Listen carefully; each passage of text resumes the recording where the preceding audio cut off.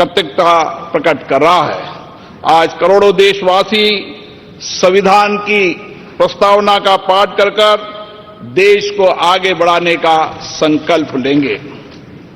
माननीय प्रधानमंत्री जी की प्रेरणा से वर्ष 2015 में हमने 26 नवंबर को संविधान दिवस के रूप में मनाने का ऐतिहासिक निर्णय लिया था।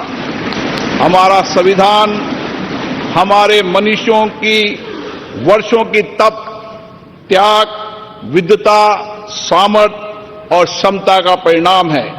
इसी केंद्रीय कक्ष में लगभग 3 वर्षों के कठिन परिश्रम के बाद उन्होंने देश की भौगोलिक और सामाजिक विविधताओं को एक सूत्र में बांधने वाला संविधान बनाया। संविधान सभा में अलग अलग विचारधारा के लोग सदस्य थे। इसके बावजूद भी उन्होंने एक एक अनुच्छेद पर विचार किया, मंथन किया, पूरी गरिमा और मर्यादा से अपनी सहमति असहमति व्यक्त करते हुए संविधान की रचना की। सार्थक एवं गरिमापूर्ण संवाद की इस उत्कृष्ट परंपरा को हमें अपने सदनों में भी अपनाना चाहिए। हमारा संविधान देश में सामाजिक आर्थिक बदलाव का सुधार रहा है। कर्तव्य काल में हम सामूहिक प्रयासों से विकसित भारत की और मजबूती से आगे बढ़ रहे हैं। इन 75 वर्षों में हमारी संसद के माध्यम से आम जनता के जीवन में सामाजिक आर्थिक परिवर्तन लाए गए हैं, जिससे लोकतंत्र में जनता की आस्था मजबूत हुई है। संविधान ने हमारे तीनों लोकतंत्र के स्तंभों विधायिका, कार्यपालिका और न्यायपालिका को आपसी समन्वय के साथ सुचारू रूप से कार्य करने की व्यवस्था दी है। इन 75 वर्षों में इन तीनों अंगों ने श्रेष्ठता से कार्य करते हुए देश के समग्र विकास में अपनी भूमिका निभाई है।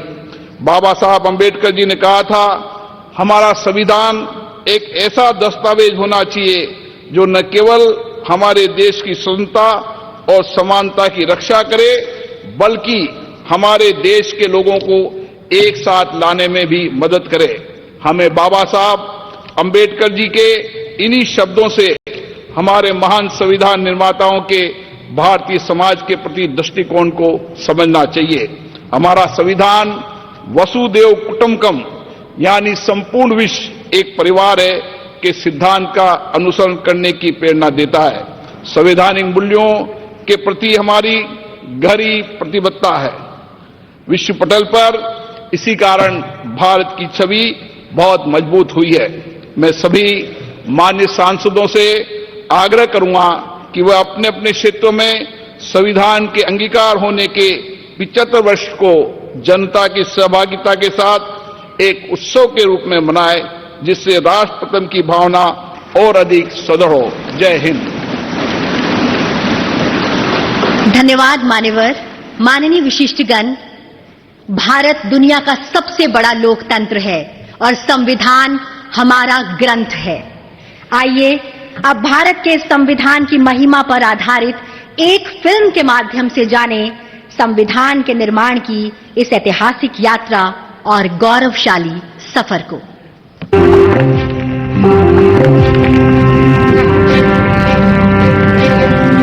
भारत दुनिया का सबसे बड़ा लोकतंत्र, मदर ऑफ डेमोक्रेसी। कई शताब्दियों की गुलामी के बाद जब देश नई शुरुआत के लिए खड़ा था, तो उसकी राह में पथ प्रदर्शक बना हमारा संविधान। डॉक्टर भीमराव अंबेडकर की अध्यक्षता में जब देश ने अपना संविधान तैयार किया, तो भारत के लोकतंत्र को मजबूत बनाने और सबके लिए बराबरी और अवसर सुनिश्चित करने का आधार बना भारत का संविधान। हमारे संविधान निर्माताओं ने 75 साल पहले यह सपना देखा और तय किया कि हम कहीं पर भी जन्मे हों, हमें समान अवसर और अधिकार मिलेंगे। हमारे अधिकार हो या कर्तव्य, देश का हर नागरिक समान है। 75 साल से व्यक्ति के स्वाभिमान और राष्ट्र की एकता की रक्षा करता आया है भारत का संविधान आज भी हमारे लिए सबसे ऊपर और सबसे पवित्र ग्रंथ। हमारा संविधान अनुच्छेदों के संग्रह से बढ़कर हजारों वर्षों की सभ्यता और परंपराओं की आधुनिक अभिव्यक्ति भी है। स्वतंत्रता के समय जो भारत के लिए कहा जाता था कि ये देश टिक नहीं पाएगा, वह आज विश्व की 5वीं सबसे बड़ी अर्थव्यवस्था है और टॉप 3 इकोनॉमी में शामिल होने के लिए तेजी से बढ़ रहा है, तो उसका श्रेय संविधान के मूल्यों को जाता है। बीते 10 साल में लिए गए फैसलों, बनाई गई नीतियों और उठाए गए कदमों के मूल में संविधान की स्पिरिट रही है। हमारे संविधान के प्रेम्बल की शुरुआत में जो वी द पीपल लिखा है, ये सिर्फ 3 शब्द नहीं। वी द पीपल एक आह्वान है, एक प्रतिज्ञा है, एक विश्वास है। आज के भारत का मंत्र सबका साथ, सबका विकास, सबका विश्वास, सबका प्रयास। ये संविधान की भावना का सबसे सशक्त प्रदर्शन है।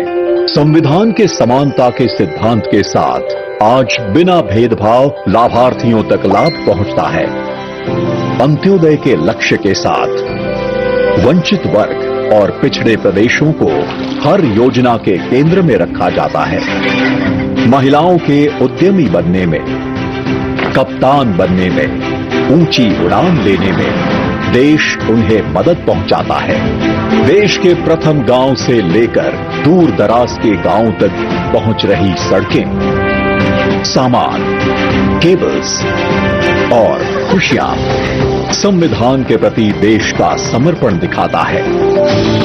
विश्व का सबसे लंबा लिखित संविधान उस भारत का है जिसकी सुंदरता सीना चौड़ा कर देती है, जहां विभिन्न विचारों की सारी धाराएं एक ही सागर में मिलती हैं। एक भारत श्रेष्ठ भारत की भावना के साथ आज पूरे भारत में एक संविधान है, जिसकी दिखाई दिशा पर चलकर हम बनाएंगे विकसित भारत।